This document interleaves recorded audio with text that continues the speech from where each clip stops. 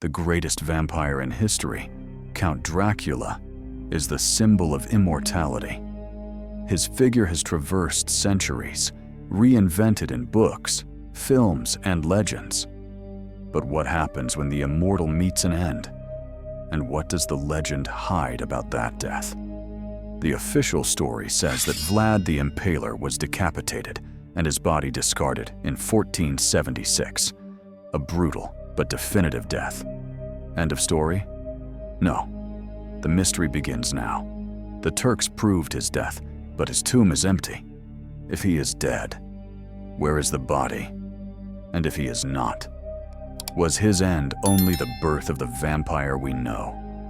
Welcome to the Ark of Mysteries. Today, we will investigate the most mysterious death in history. A death that perhaps never happened, or that happened twice, in two different countries. Prepare yourselves. The last battle, December 1476.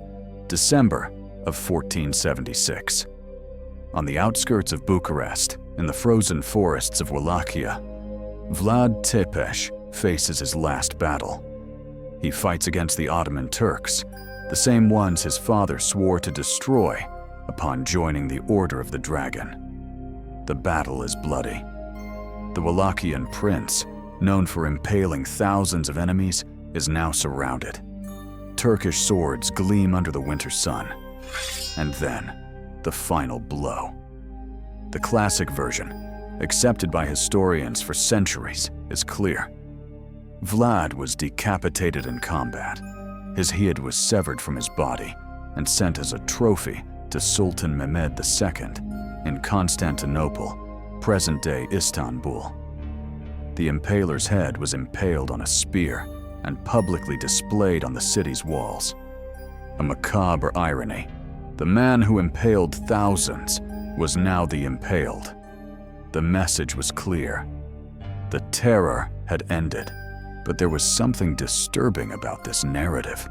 Something the Turkish chroniclers did not mention. Something the Wallachian monks whispered in secret. If the head went to Turkey, what happened to the rest of the body? The first enigma, treason and the missing body. Here begins the first enigma. Vlad's decapitation was confirmed by the Turks, but there are obscure accounts, hidden in medieval manuscripts, that suggest another version, a much darker version. Some documents claim that Vlad was not killed by the Turks. He would have been a victim of betrayal. His own Wallachian nobles, tired of his brutal and paranoid regime, allegedly conspired against him during the battle. The treason theory suggests that the nobles, disguised among the troops, intentionally confused Vlad with an enemy.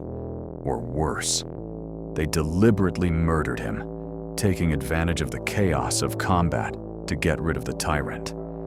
If this is true, the decapitation was not an act of war. It was a political assassination, and the Turks simply claimed credit for the impaler's death. The official story would therefore be a convenient lie for all involved. But regardless of who killed Vlad, one thing is certain. The head went to Constantinople. The body, according to tradition, was collected by loyal monks and secretly buried. But where? Here is the problem. If you look for Dracula's tomb today, you will find a stone slab, a memorial. But if you open that slab, you will find nothing. Dracula's tomb is empty. How did the body of the most feared man in Eastern Europe simply disappear? How did the immortal vampire escape even death? The answer may be hidden on an isolated island, surrounded by fog and legends. The Snagov monastery. 40 kilometers from Bucharest, in the middle of Lake Snagov, there is a small island. On this island stands a medieval monastery built in the 14th century. And in this monastery, according to local tradition maintained for centuries, is the tomb of Vlad III, the Impaler. But why Snagov? Why would this remote and isolated place be chosen for the burial of the Prince of Wallachia? The answer lies in loyalty, a loyalty that transcended death. Vlad III and his father, Vlad II Dracula, were benefactors of the Snagov monastery. They financed renovations, protected the monks, and guaranteed the security of the religious order. In return, the monks swore eternal loyalty to the house of Dracula. When Vlad was decapitated, rival nobles wanted to prevent him from receiving a proper Christian burial. For them, the Impaler did not deserve to rest on sacred ground. He should be thrown into a mass grave, without rituals, without prayers. But the monks of Snagov did not accept this. According to the legend, they carried out a secret and dangerous mission. They stole Vlad's decapitated body from the battlefield, in secret, under the cloak of night. The headless body was transported to the edge of the lake, placed on a boat, and rowed to the island. There, under the protection of the darkness and natural isolation, the monks prepared the secret burial. The isolation of Snagov was perfect. The island was difficult to access, surrounded by cold and deep waters. Any enemy who tried to desecrate the tomb would be easily detected. Vlad's body would be safe, or so they thought.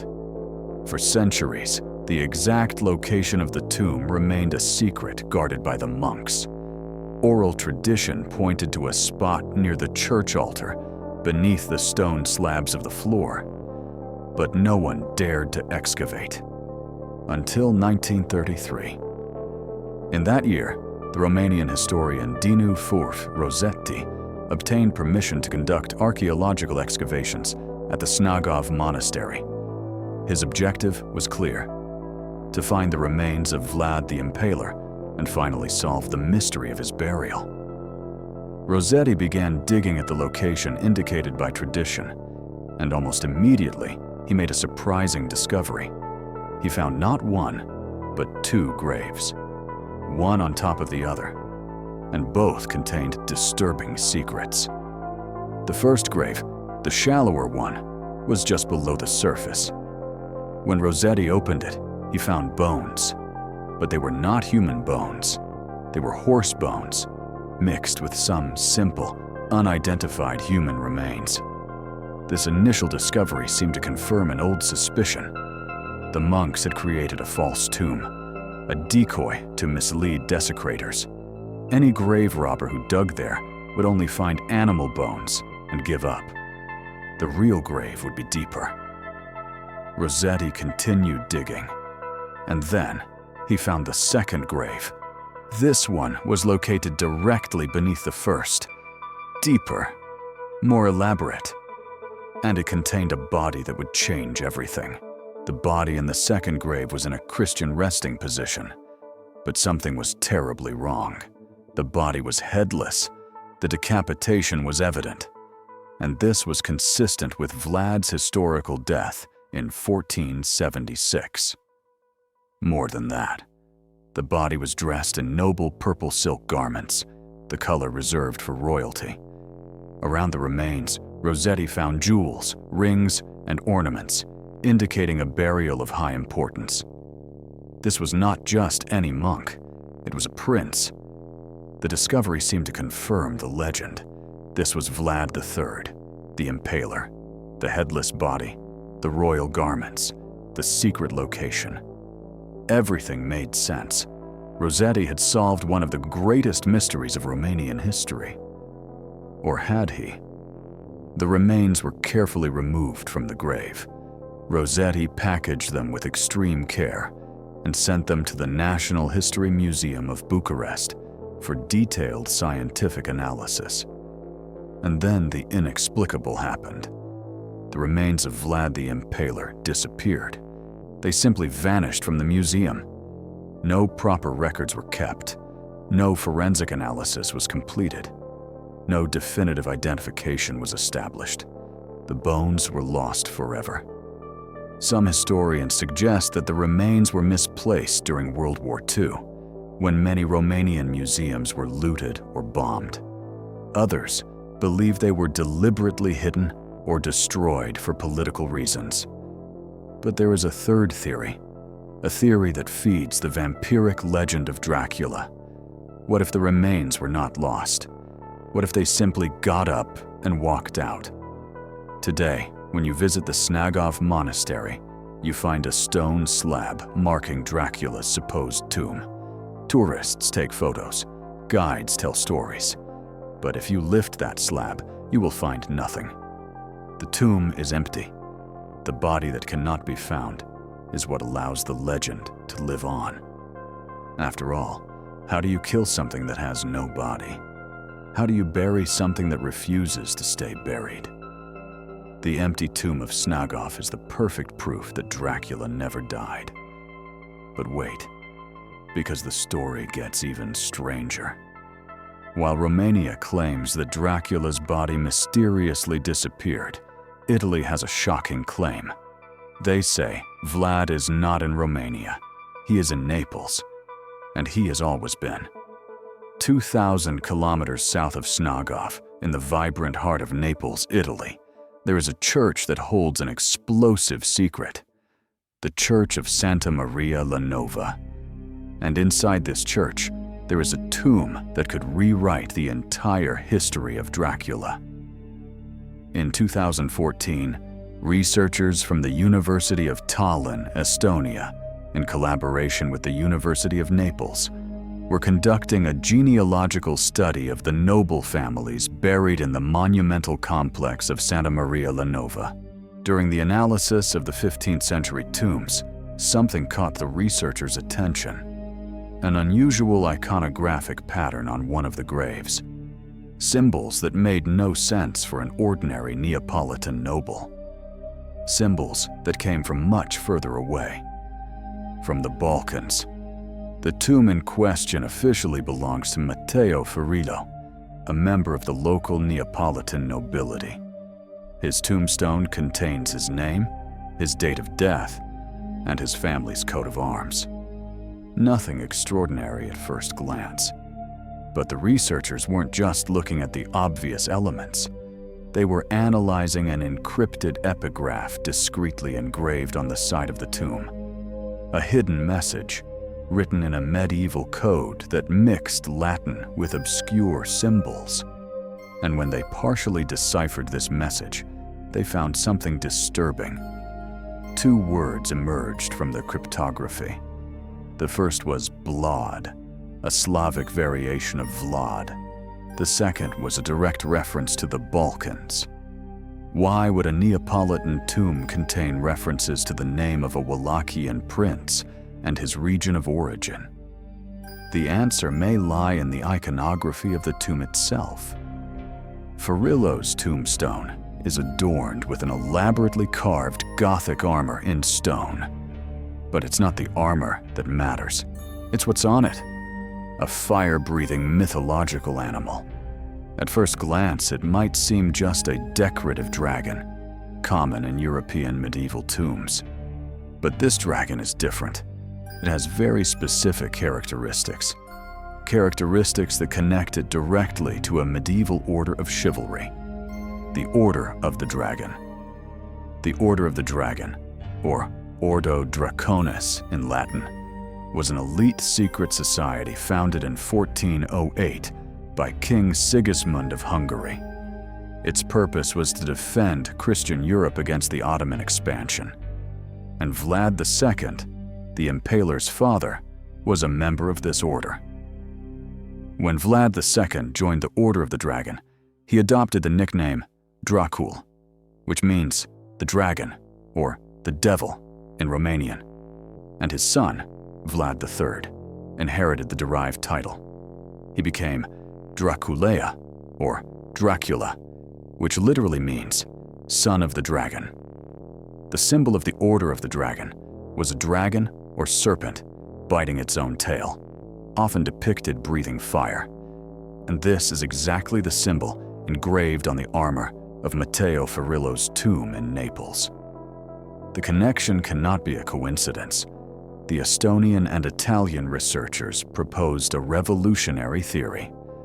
The Farillo tomb is, in fact, a camouflage, a false identity created to hide the true occupant of the grave, and that occupant would be Vlad III Dracula, the Impaler. But how could Vlad have reached Italy? If he was decapitated in Romania in 1476, how would his body cross all of Europe to Naples? The answer requires us to completely revisit the narrative of his death and to consider a disturbing possibility.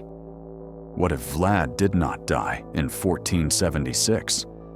What if the decapitation story is only half the truth? What if someone rescued him before the Turks could confirm his death?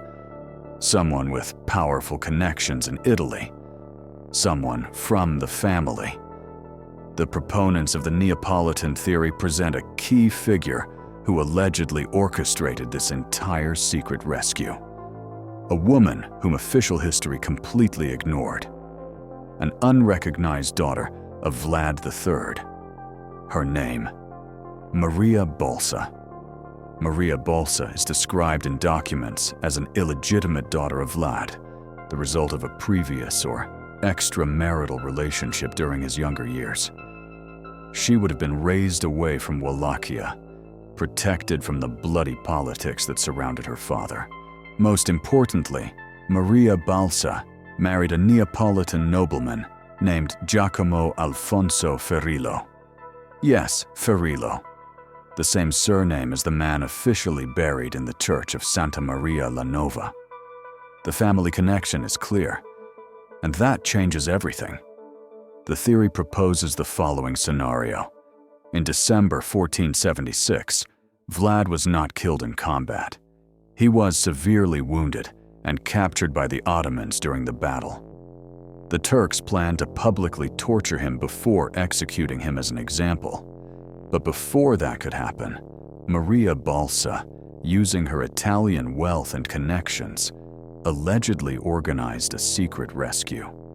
She bribed Ottoman guards, infiltrated agents into the enemy camp, and managed to extract her wounded father before the public execution.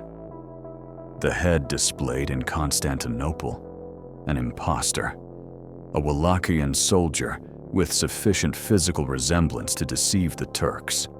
The decapitation happened, but it wasn't Vlad who lost his head. It was a substitute, sacrificed so that the true Impaler could escape. Vlad would have been secretly transported across the Balkans, crossing Ottoman territory in disguise, until reaching the Adriatic Sea. From there, an Italian ship would have taken him to Naples, where his daughter awaited him safely and protected. In Naples, Vlad would have lived out his final years in seclusion, hidden by the Farillo family. He would not have died in battle. He would have died of natural causes, possibly from the war wounds that never fully healed, or simply from old age. When Vlad finally died, Maria Balsa would have secretly buried her father in the Farillo family tomb. She camouflaged his identity using the name of Matteo Farillo as a cover, but left symbolic clues. The Dragon Order symbol, the reference to the Balkans, the coded word Blad. If this theory is true, then the entire vampiric legend of Dracula is based on a lie. Vlad was not decapitated. He did not turn into an immortal being. He simply grew old and died like any human, and he was buried in a Christian church in peace. But here's the problem.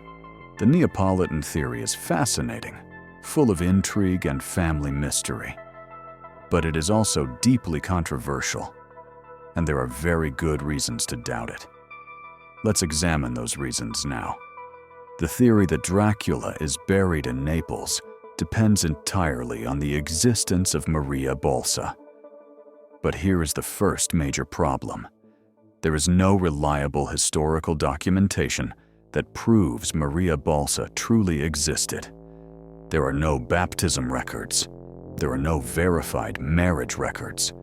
There are no mentions of her in contemporary chronicles or in official documents from Wallachia, Italy, or the Ottoman Empire.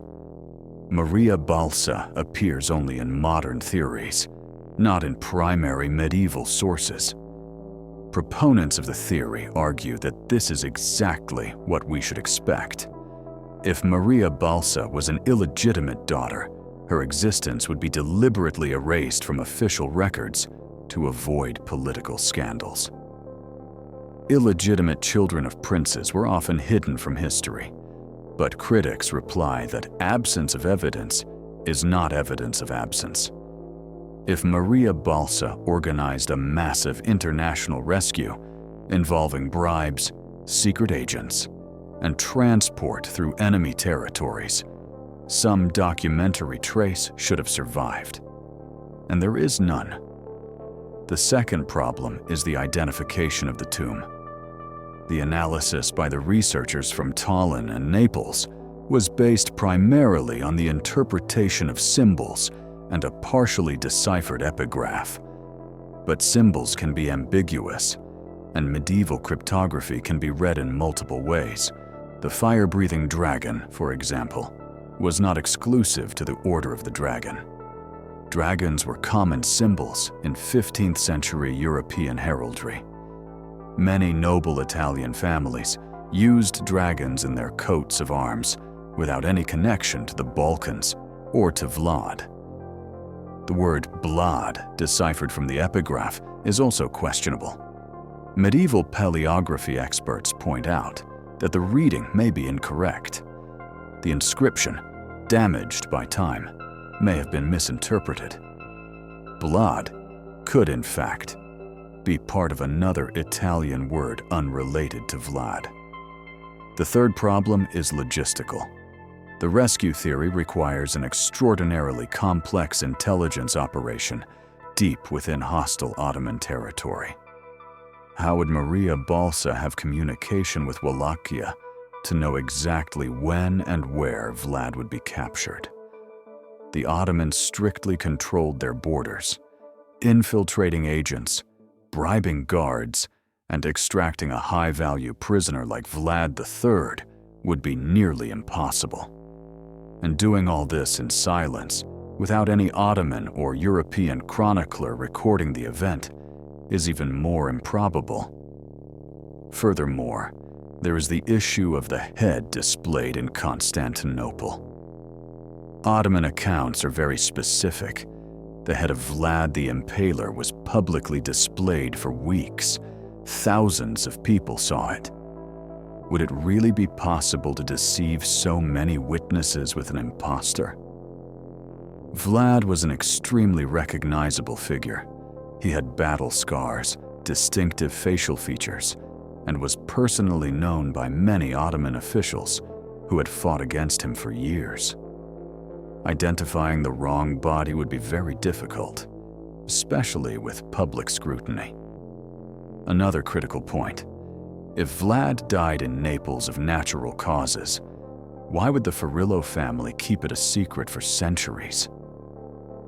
After the Ottoman Empire was no longer a threat, why wouldn't the family reveal the truth and claim the honor of having protected the famous Wallachian prince?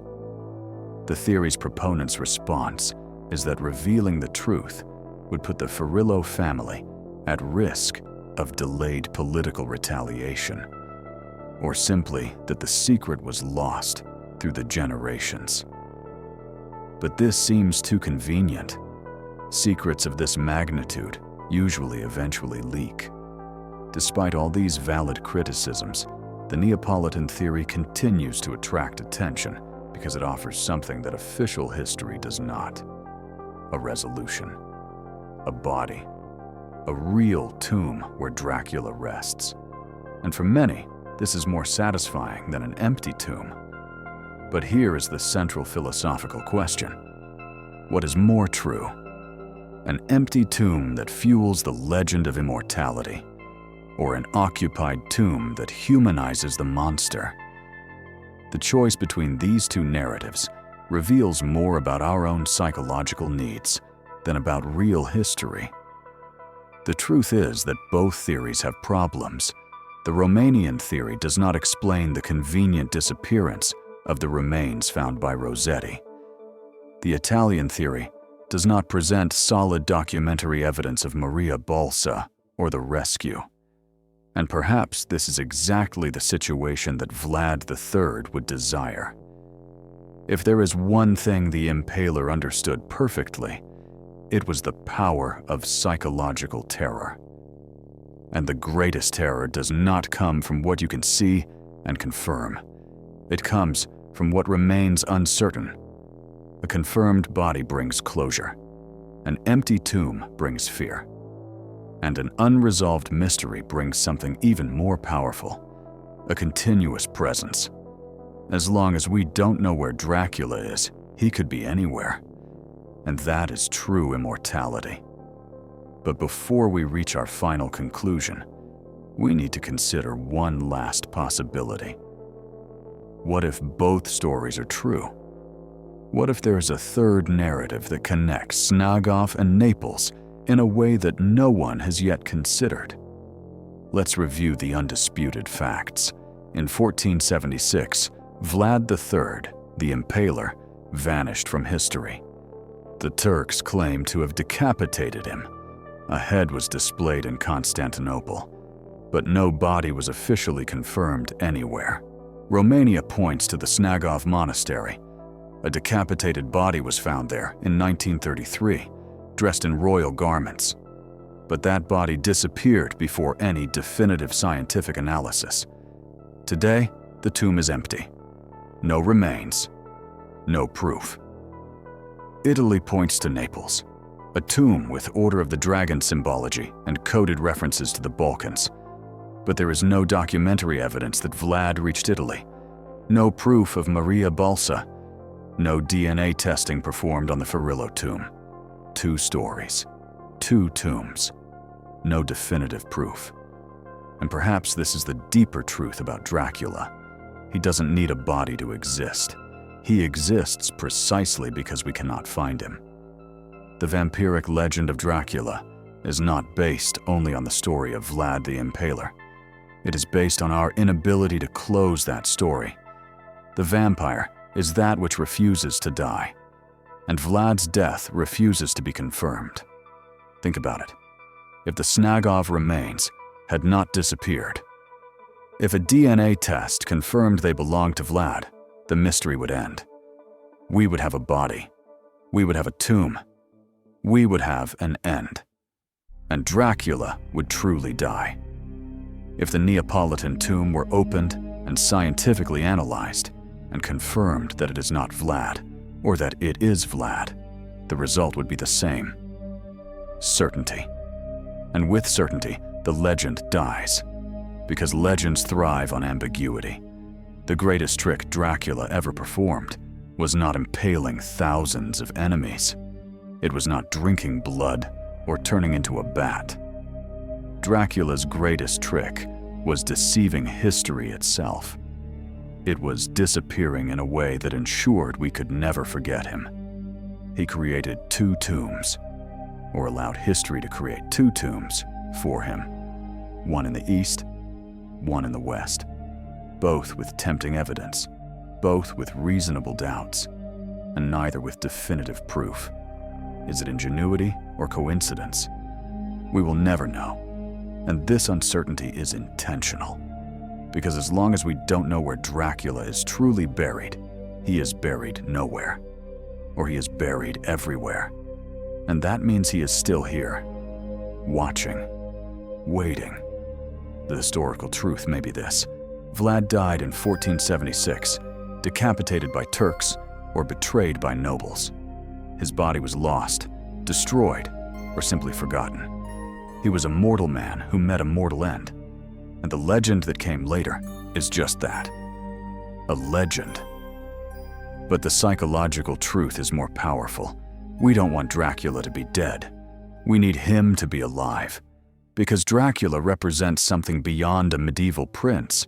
He represents our fear of the unknown and our desire for immortality. An empty tomb tells us death can be cheated.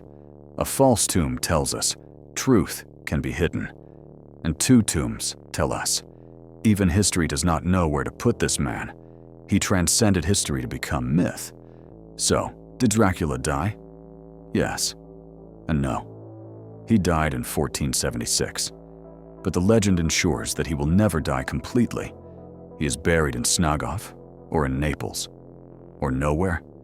And as long as that doubt exists, he remains immortal. Dracula's secret death is not that he died secretly. It is that his death is, in itself, a secret. A secret that no historian has managed to solve. And perhaps this is the only thing Vlad III, the Impaler, truly wanted. Not to be forgotten. Ever. Two tombs, two stories. No answer. And infinite possibilities. Dracula defeated death not by surviving it, but by making it impossible to confirm.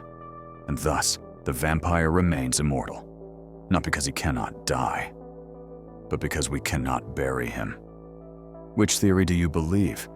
The empty tomb of Snagov suggesting vampiric resurrection? Or the secret tomb of Naples suggesting an impossible rescue?